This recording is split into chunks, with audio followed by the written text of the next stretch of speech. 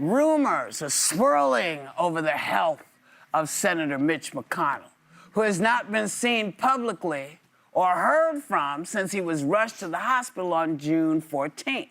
But Republican officials and conservative media figures like Scott Jennings insist all is well with him. Take a look. We talked for about 17 minutes. He talked a lot about the situation with Iran, talked a little bit about Ukraine and what's going on in Europe. Did you come away feeling like he's still capable of serving the people of Kentucky as senator? I came away feeling that he was staying on top of the news. Do you think he'd be willing to call into the show? Could we get him on the phone now? Well, you know, a spokesperson for McConnell said he continues to improve and is working closely with his staff on Kentucky and Senate matters while the Senate is out of session. But a lot of people on both sides of the aisle are saying, what the hell? We need more transparency with this. I mean, don't they need to make things crystal clear? I mean, they put Biden under the microscope, so is this not another thing we should do? I mean, why don't they just FaceTime him? Yeah. Just FaceTime. And if you don't know how to FaceTime him, get somebody young to show you what to do. Because that would shut everybody up if you said, here's the FaceTime of him. But then we would all say, how do we know it's not AI? Yeah. Well, You there know. are ways to figure that out. By the way, I spoke to Vladimir Putin. He loves View Your Deal. Oh, my God. Listen, I'm sending well wishes to McConnell. A dear friend of mine worked for him for a long time. We hope that he's in good health and recovering. But listen, he has a taxpayer-funded role. His salary is paid for by all of us. I think that there's an obligation to give us more transparency. And I would say this on him. I said it on Dianne Feinstein before she passed and others. And there's an easy way to clear this up. He said he's talked to a number of senators. He talked to former aide Scott Jennings. Talk to a reporter. Capitol Hill reporters have had a relationship with McConnell for decades. Speak to one reporter. Maybe they don't want to clear it up, Alyssa. Well, we'll get there, but that is the way to clear it up if he is in a position to continue serving in this capacity. And I do think as a country, because this keeps being an issue, we have to find a way to have a conversation about the age and health of some of our aging members of the Senate and of our government without people just shouting ageism and trying to shut it down. I don't believe in age capping who's in elected office. Our own Joy Behar is an example. Everyone ages differently. She's as beautiful as can be. No, I mean, you look amazing, you're sharp as hell. Not everyone is like that. But there are people who slow down differently in their health. It was a compliment. Okay, my point being, everyone ages differently. I don't think it should be a number, but I do think we've had so many reports. Thad Cochran was reportedly getting lost in the Capitol before he passed. Dianne Feinstein missed really crucial votes. What was that? Thad Cochran, he's a former senator. This has just happened too many times. In the that Capitol lost. building? He got lost. We He got need to lost. have some kind of standard for the capacity that our elected officials serve in, because the policy they make outlives them. It will live on for generations after they are gone. And I think we should deserve that. Shouldn't Neil Gorsuch at least thank him? He's the reason that he's on the Supreme Court, is Mitch McConnell. Well, there's actually three of them who are on the Supreme Court because of McConnell. You know, I'm always uncomfortable when we're asking for medical information that's generally private under HIPAA and things like that, but these are public figures. This is someone that was voted in by by Kentuckians, and I do think that they deserve transparency. I think a very easy way for Mitch McConnell to put this to rest is to contact the governor of Kentucky, because as of, I think it was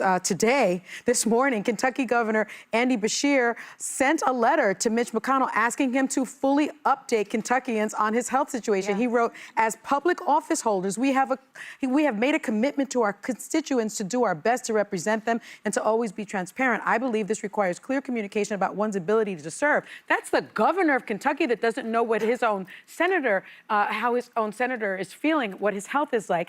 And the other thing that I will say about this appears to be really serious, because when you look at it, he's been hospitalized since June 14th, and an EMS audio recording published by independent journalist Desiree Townsend indicates that responders were called to Mitch McConnell's D.C. home for an unconscious person the same day he was hospitalized last month. And in the audio, the dispatcher says the call is for a cardiac arrest, and a paramedic is heard saying CPR in progress. That is a very serious thing. So, of course, you know, and his wife was away in China at the time and came back.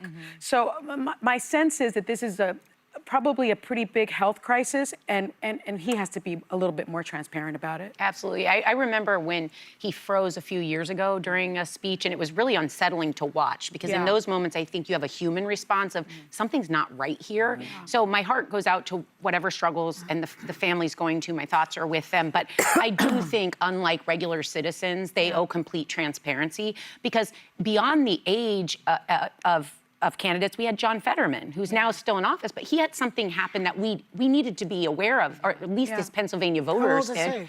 It's not an age thing, that's the thing. He had a cognitive, but as a result of a stroke. Point being that we just recently had another senator that had a mental health crisis. When people are struggling, privacy is for regular citizens. For elected officials, you have to be transparent because your boss is the voter. And the voters have to know all the information before they make their decisions. And he's missed really significant votes. He missed the one to pass a major housing affordability bill that didn't pass, and votes to check Trump. The president isn't signing it. Yeah, the president's not signing it. That's true. And votes to check Trump's ability to wage war in Iran. Those are very, very important votes. But how that do he you has even missed. believe them? Remember when Trump got this diagnosis from a doctor that The A+? no one's ever been healthier than him? I mean, who even believes that? Well, I'm not saying what you're getting is accurate, but we deserve answers on what it is. And you can gauge your own thing. People have decided when President Biden was going through certain things, people saw with their own eyes. People are watching President Trump and what they see. So you've got to leave it up to the voters and the American public to make those decisions for themselves. And by the way, a lot but of Americans don't have the power until Election Day. Well, the thing they do have a power, sometimes the timing of when someone resigns or steps down allows for certain special elections. McConnell is retiring actually. At the end of the year, At the but end there of the might be year. someone that steps in. Voters can then cry out to their own congressional representatives and say, this is what I want. They at least know then. The transparency matters because, like we saw with Graham Plattner, when the cries start coming for people saying he needs to step aside, he needs to drop out, I think he is going to drop out of that race. If constituents get more information and think that McConnell's not up to doing his job, I think there would be more pressure for him to step aside if that's what he One needs of the to do. saddest things about all of this is where we've gotten to. We've gotten to a place where, because people are trying to hold on because they don't want to miss the power that their group has their party has, they're holding on in ways that we've never seen them do before. Now, there's certain things. Reagan had all kinds of issues in which we didn't find out until after. until Alzheimer's. JFK had a J- disease that Addison's. Addison's that he never disclosed. But this is damaging to the nation. It is. You know, because we want people to tell us, listen, we all get sick. We all get sick, but we need to know that you're still compass you can do your mentis, job. and you can do your job because nobody else can get away with this. No, remember FDR was in a wheelchair. He was I in a dated wheelchair. him, so I know Yes. that. Thank you, Alyssa. And he never told the American people had no idea he was in a wheelchair because it was radio. Nobody knew. Yeah. But then when they saw him, he was always standing. He was always upright. So you know, we also owe it to them to say, listen, we don't care party-wise. We want to know your health's okay.